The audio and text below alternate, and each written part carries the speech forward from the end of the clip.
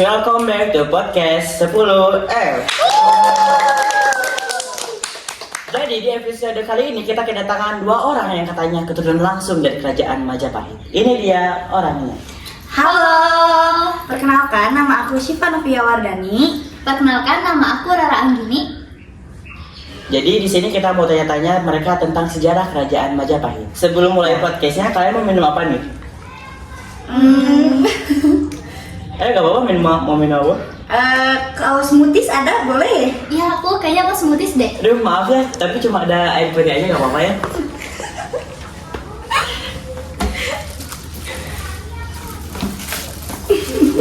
Makasih ya. Sedotannya.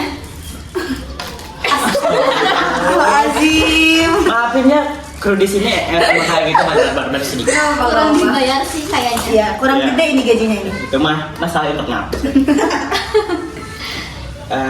Di sini kan kalian katanya keturunan Majapahit. Iya, tuh. Betul. Kalian sendiri tahu nggak sih asal usul nama Majapahit? Kalau setahu aku ya, asal usul nama Majapahit itu, jadi pada saat itu ada satu buah, namanya itu buah maja, yang rasanya itu sangat pahit. Dari situ Raden Wijaya itu kayak terinspirasi untuk membuat nama Majapahit, digabungin nama maja sama pahit. Jadilah nama Majapahit yang kita ketahui sekarang. Selain itu kalian tahu nggak sih sejarah berdirinya kerajaan Majapahit?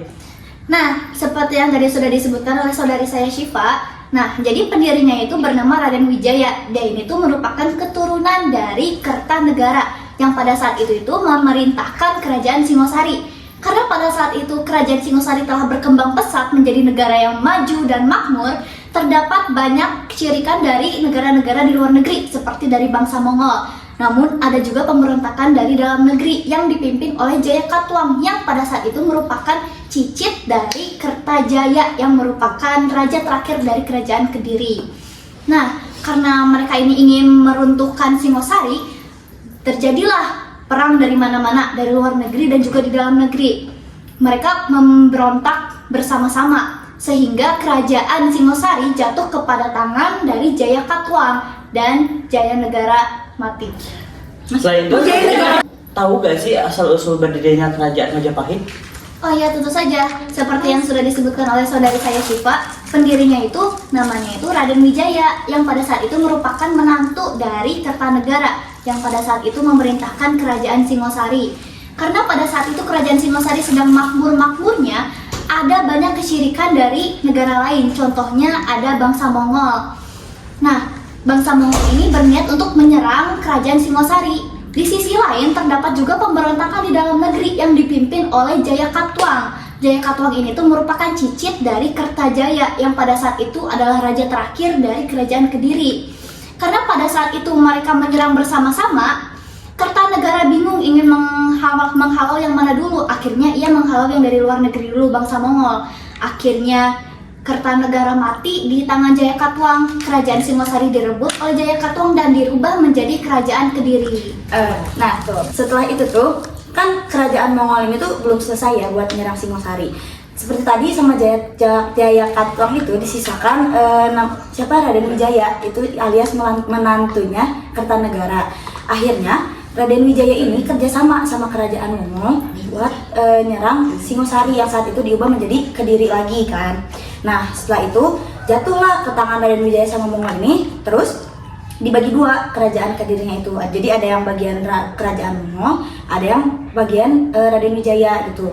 Nah tapi pada saat itu tuh setelah udah makmur nih ya, udah jaya, Raden Wijaya ini tuh memengaruhi masyarakat di situ kayak, kalian maukah negaranya dipimpin sama orang-orang sipit? Karena pada saat itu tuh kerajaan Mongol itu kan kerajaan dari kerajaan dari Asia Timur yang merupakan orang yang bermata sipit, terus yang berkulit kuning langsat kayak gitu kan. Nah akhirnya setelah memengaruhi, rakyat ini pun setuju buat nyerang ke kerajaan Mongol. Keambillah yang bagian kerajaan Mongol itu sama Raden Wijaya. Akhirnya disatukan lagi, yang tadinya Kediri dibagi dua itu disatukan lagi, diubah namanya menjadi kerajaan Majapahit. Terus dengar kan si tahta kerajaan Majapahit setelah Raden Wijaya itu jatuh ke tangan anaknya. Kalau nggak salah namanya Jayanegara kan? Ya.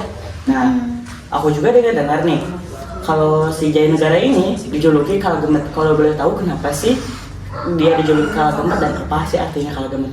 Jadi Kalagamat itu artinya jahat dan lemah. Jadi Jaya Negara ini tuh memiliki sifat yang berbanding terbalik dengan ayahnya Raden Wijaya.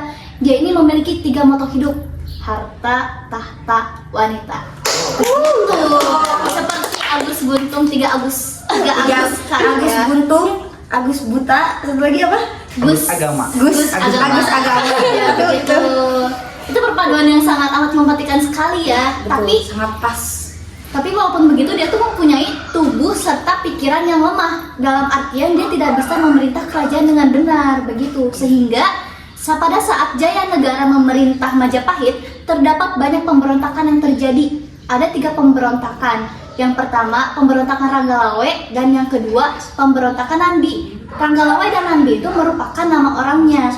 Sedangkan yang ketiga pemberontakan Rakuti itu merupakan sebuah geng yang kalau saat ini tuh disebutnya geng ya. Dan Rakuti ini tuh merupakan pemberontakan terakhir yang berhasil mengusir Jaya Negara dari Majapahit.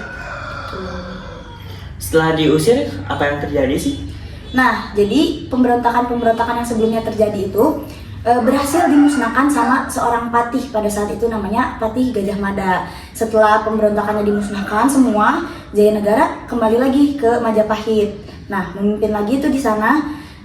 Saat itu tuh ada satu kejadian lagi. Jadi Jaya Negara tuh berulah lagi lah ya di situ. Dia tuh melecehkan istri dari seorang tabib yang bernama Tabib Tanca. Tabib Tanca ini gak terima kan istrinya dilecehkan kayak gitu. Akhirnya dia balas dendam dengan membunuh Jaya Negara secara perlahan dengan cara diracuni. Waduh. Terus setelah Jaya Negara mati nih, yang memimpin Majapahit waktu itu siapa sih? Nah, karena Jaya Negaranya sudah mati, akhirnya tahta itu turun ke adiknya Jaya Negara yang bernama Tribuana. Tribuana itu di sini tuh perempuan ya. Tapi meskipun Tribuana perempuan dan dia memiliki suami, tapi tahta kerajaan dipimpin oleh Tribuana dan didampingi oleh Patih Gajah Mada tadi.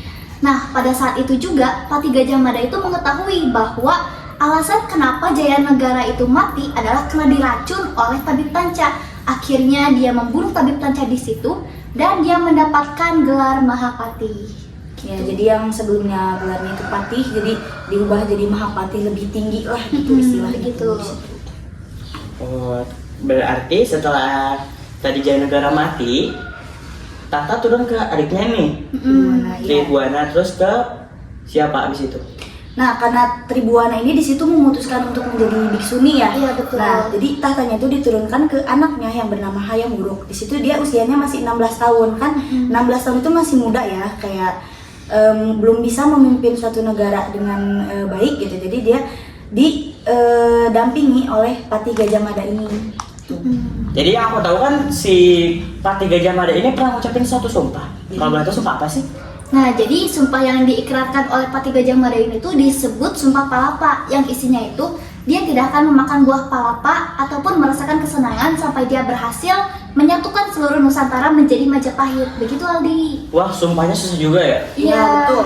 Terus kalau pada akhirnya dia itu berhasil nggak sih nyatuin semua Nusantara? Sebenarnya dia itu berhasil menyatukan seluruh Nusantara, tapi ada satu kerajaan yang di situ tuh benar-benar susah untuk dikuasai, namanya Kerajaan Pajajaran. Jadi Majapahit itu udah berkali-kali berusaha menyerang Pajajaran biar jatuh ke tangan Majapahit. Tapi karena di situ tuh kerajaannya sangat kuat, di situ tuh Kerajaan Pajajaran dipimpin sama Sri Baduga, sama tentaranya tentara Siliwangi. Jadi terus Sri Baduga ini punya anak namanya Dyah Pitaloka begitu. Sebentar, kalau dengar-dengar sih dari nenek moyang aku ya, ayah dari Dyah Pitaloka itu bukan Sri Baduga, tapi Prabu Maharaja Linggabuana. Oh iya Kak, tapi dari aku dengar-dengar dari nenek moyang aku itu katanya ayahnya itu namanya Sri Baduga itu, terus punya anak namanya Dyah Pitaloka kayak gitu. Tapi kalau nggak salah Sri Baduga itu dijuluki dengan Prabu Siliwangi juga kan tadi disebutkan. Tapi Prabu Siliwangi itu anaknya Raden Kian Santang bukan sih? Oh iya ya. Iya. Berarti ya kayaknya yang benar yang dari nenek moyang kamu ya. Jadi tadi ada kesalahan ya. Ternyata ayahnya Dyah Pitaloka itu namanya Prabu Linggabuana. Gitu. Di situ pemimpin dari Pajajaran di situ. Jadi sangat kuat. Jadi Majapahit itu susah buat mengalahkan Pajajaran ini. Oh. Terus kalau pada akhirnya si Pajajaran ini diakuisisi nggak sih ke pemerintahannya sama Majapahit? Nah, kalau soal itu karena Pajajaran ini tuh satu-satunya kerajaan yang masih belum dikuasai oleh Majapahit, jadi Pati Gajah Mada juga belum bisa merasakan kesenangan kan. Dia berpikir bagaimana cara aku menuntaskan sumpahku ini. Akhirnya ia memutar otak karena tadi disebutkan bahwa Raja Linggabuana memiliki anak perempuan yang sangat cantik bernama Dyah Pitaloka.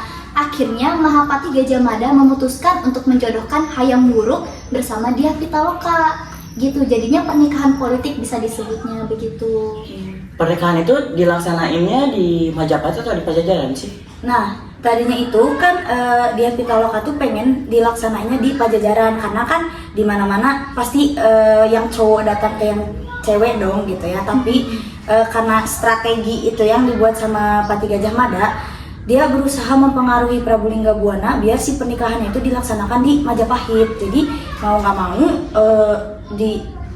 nggak mau si Prabu Linggabuana ini menyetujui buat pernikahannya dilaksanakan di Majapahit. Akhirnya mereka jalan tuh dari Jawa Barat, kan Pajajaran itu kerajaan di Jawa Barat ya, sedangkan Majapahit itu di Jawa Timur.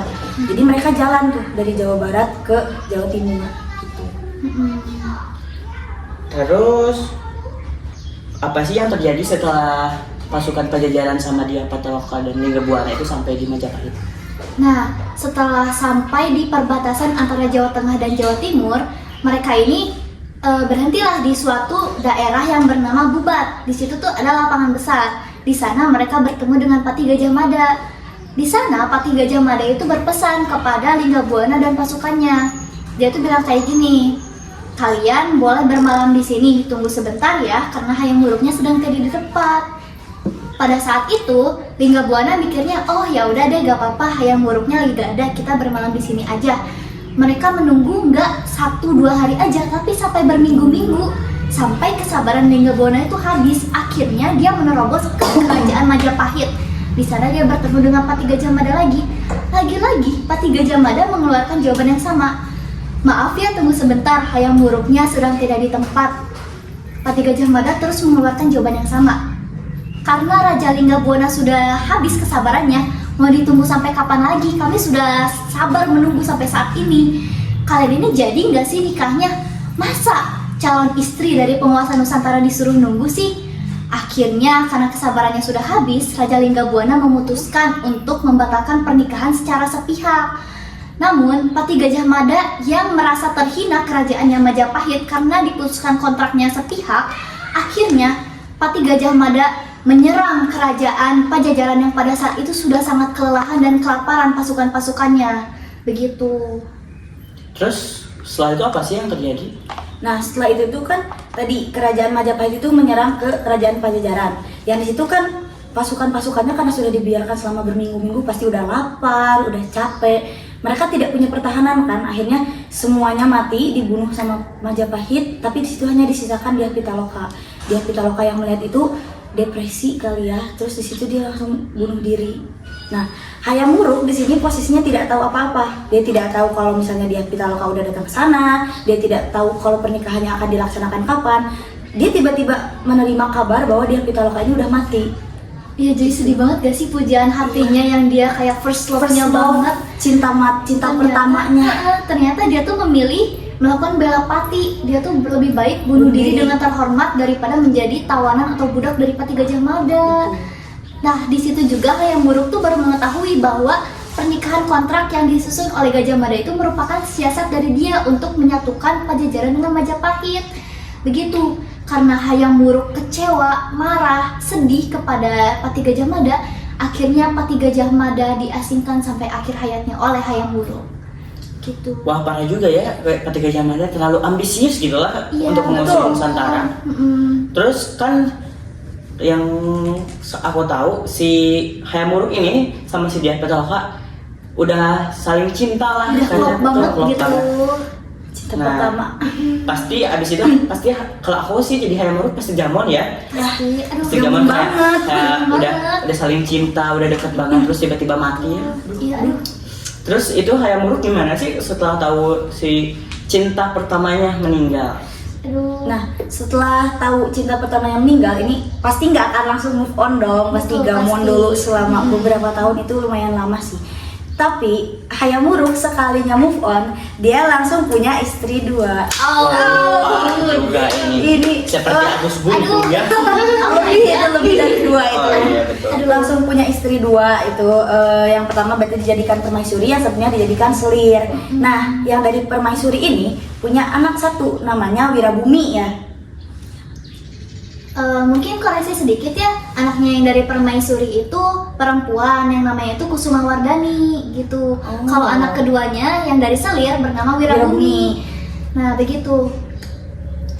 Jadi kan yang Wuruk punya 2 anak tuh. Ya. 1 cewek dari permaisuri sama 1 cowok dari selir. Betul. Tapi kan biasanya sebuah kerajaan tuh lebih cocok dipegang oleh cowok untuk menjadi raja. Nah, tapi Hayam Wuruk tuh sebenarnya milih siapa sih untuk nerusin tahta dia?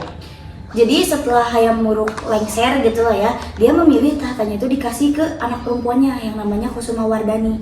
Tapi pada saat itu Kusuma Wardani itu punya suami namanya Wikrama Wardana. Nah, tahtanya itu dipegang sama suaminya ini. Jadi Kusuma Wardani itu cuma sebagai simbol doang gitu. Nah, karena si tahtanya ini dipegang sama suaminya, Wirabumi alias anak dari selir ini nggak terima dong, kayak kan mungkin itu cuma sebagai suami dari luar gitu ya, kenapa dia yang pegang betul. tahtanya gitu. Kalau kakaknya yang memerintah pasti dia Oke, bakal iya. oke-oke aja gitu. Cuman ini kan di sini yang megang tuh suaminya yang notabene orang luar gitu ya, dia Betul. nggak terima kan. Nah akhirnya Wirabumi ini perang sama Wikrama Wardana dan Kusuma Wardani. Perang itu namanya perang Paregreg. Iya. Nah, karena perang Paregreg ini tuh menyebabkan Majapahit inflasi atau krisis ekonomi, akhirnya perang ini tuh dimenangkan oleh Kusuma Wardani bersama Wikrama Wardana. Akhirnya Wikrama Wardana menjadi raja dan memimpin Majapahit. Tapi pada saat masa pemerintahannya, ternyata Majapahit tidak makin makmur, malah melesat ekonominya seperti tadi karena perang Paregreg tersebut. Karena Wikrama Wardana tidak berhasil memerintah Majapahit dengan baik, dia akhirnya merasa bersalah menjadi raja dan juga merasa bersalah karena telah membunuh Wirabumi. Akhirnya ia lengser, memutuskan untuk melengserkan diri dan menurunkan tahta ke anaknya Wirabumi yang bernama Suhita. Begitu. Jadi si tahtanya tuh bolak-balik ya dari Betul. itu Tek. dari silsilah Hayam Wuruk ke Wikrama, terus Dari Wikrama balik lagi ke anak. Wirabumi itu keterima diperangi gitu ya, terus turun ke anaknya Wirabumi karena gak terima. Betul. Nah, terus abis itu apa sih sejarahnya? Setelah dari Suhita ini kan karena dari atasnya emang udah perang-perang terus, jadi banyak terjadi balas dendam gitu loh, jadi banyak perang-perang antar saudara gitu. Betul. Dan pokoknya diketahuinya itu di situ raja terakhirnya ya, raja Iya, terakhir, raja raja ke-12 ke-12 namanya Bre Brawijaya. Itu udah raja ke-12, udah turun berapa kali itu Iya, berarti? jadi pas Suhita itu tuh kan anaknya dari Wirabumi kan, ternyata anak dari Kusuma Wardani itu Sama Wikrama yang Wardana. merupakan harusnya tuh jadi anak putra mahkota ya, karena tahtanya tuh malah jatuh ke Suhita, dia tuh kayak gak terima terima. dong, akhirnya Perang perang lagi. dari situ, gitu. Tadi kan yang terkenal tuh raja kedua ya, 12. Betul, 12. Brawijaya. Nah harusnya kan yang kalau terkenal tuh harus ada tragedi besar yang terjadi sehingga dikenal. Iya. Nah tragedinya tragedi apa sih? Nah, karena Bre Brawijaya itu sangat terkenal ya, ternyata dia ini tuh Majapahit itu kan bercorak Hindu ya. Dia ini tuh menikah dengan perempuan bernama Putri Campa yang kerajaannya itu bercorak Islam. Jadi dia tuh kayak apa ya? Pernikahan beda agama. Betul, dia itu menyalahi bukan kontrak sih, semacam peraturan dari kerajaan gitu. Yang harusnya Hindu sama Hindu lagi, dia malah nikah sama Putri Islam. Campa yang beragama Islam, begitu. Waduh, tembok setinggi itu masih Diberantas ya, iya, ditubruk betul. sama Ternyata- raja-raja terdahulu. Iya, ternyata kita sekarang juga yang beda agama itu turunan dari Awalnya ya, Iya, ternyata gitu. emang Dari masa lalu emang sekarang, udah ada dari ya. masa lalunya begitu ya guys. yang beda agama. Terus kan itu teh si Putri Campa Islam kan? Iya betul. Pasti nggak diterima dong ya sama keluarganya Brawijaya. Betul. Terus apa sih yang terjadi sama Putri Campa? Putri Campa itu akhirnya diusir dari Majapahit gitu. Tapi di situ tuh ternyata Putri Campa itu lagi mengandung anaknya Bre Brawijaya.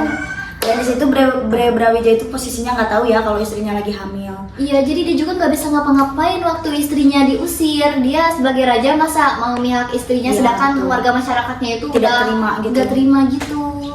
Terus kan Putri Campani diusir ya dari kerajaan. Terus apa yang terjadi sama dia? Nah, karena dia itu dalam kondisi mengandung, akhirnya dia melahirkan tanpa suami. Kalau tidak salah itu di Palembang ya. Iya. Gitu, dia melahirkan seorang diri dan membesarkan putra satu-satunya yang bernama Raden Patah. Setelah dewasa, Raden Patah ini tuh ingin berniat untuk membalaskan dendamnya kepada ayahnya Bre Brawijaya tersebut karena sudah menelantarkan istri serta anaknya. Begitu Aldi. Oh, terus setelah dibalas dendam apa yang terjadi sih? Setelah balas dendam ini, Raden Patah ini kan menang ya. Terus Majapahit ini akhirnya diambil alih sama Raden Patah ini. Cuma nama kerajaan itu diganti jadi Kerajaan Demak yang bercoraknya Islam, bukan bercorak Hindu lagi. Akhirnya Majapahit tamat dan diganti menjadi Kerajaan Demak. Wah, ternyata seperti itu ya sejarah kerajaan Majapahit. Betul. Tidak disangka-sangka ternyata sejarahnya banyak plot twist yang terjadi. Iya. Banyak wah, Banyak Sangat. perang saudara, terus tiba-tiba pernikahan beda beda agama. agama. Aduh, itu miris banget ya. Ternyata guys, apa yang terjadi di masa sekarang sudah ada sejak zaman dahulu. Aduh. Entah itu saudara mengkhianati saudara, entah itu pernikahan beda agama, Ataupun orang seperti Agus Buntung pada zaman sekarang. Iya betul, mungkin Agus Buntung dan kedua Agus lainnya juga terinspirasi dari Jaya Orang-orang Negara zaman nggak dulu sih? ya kayaknya. Iya. Keturunan sekali ya. Bisa jadi sih. Aduh, kamu keturunan yang mana nih? Jadinya yang baik atau yang buruk nih? Aku keturunan dari Kusuma Wardani sama Wikrama Wardana sih. Oh iya. Kalau kamu keturunan dari mana nih? Kebetulan aku keturunan dari Sugita sih. Oh, berarti dari ini ya, dari Kita saling sepupu ini Betul. nenek moyangnya. Oh nenek my moyang. God. Tapi kita ini jadi jauh banget ya. Iya, tapi kita sekarang alhamdulillah deket ya. Ya betul. Mm-mm. Dipertemukan di podcast ini. Oh my god. untung guys mereka saat ini sudah berdamai, tidak seperti leluhur mereka yang saling berperang hanya untuk kekuasaan. Karena sekarang kekuasaannya sudah tidak ada. Jadi apa Iya, yang mau jadi- diperangin ya? Betul juga. Mungkin sampai sekian dulu guys episode podcast kelas 10 F kali ini. Sampai jumpa di podcast selanjutnya. Iya. See you. Bye bye.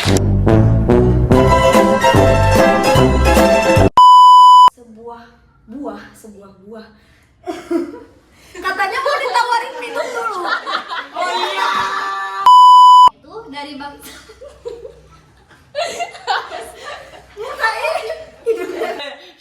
Syirik. Jaya Negara mati. Kok jadi negara? Setelah itu, Raden Mongol ini kan belum selesai nih buat nyerang ke Sinta. Apa? Siapa itu Raden Mongol? Aku Patih Gajah Mada pernah